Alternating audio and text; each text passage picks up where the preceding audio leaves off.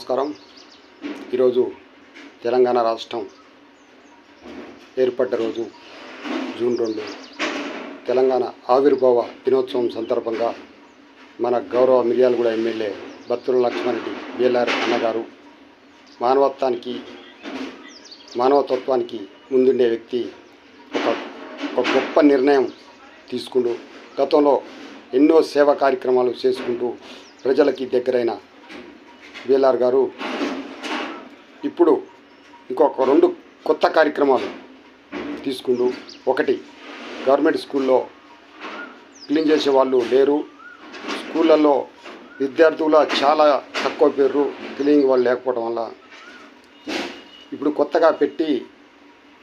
Constituency వేదిలో ఉన్న స్కూళ్ళ మొత్తంలో ఉన్న వాళ్ళకి అయ్యే ఖర్చు మొత్తం తన జీతంలంగా తీసి ఇవ్వటానికి ముందుకు వస్తుండు. అదేవిధంగా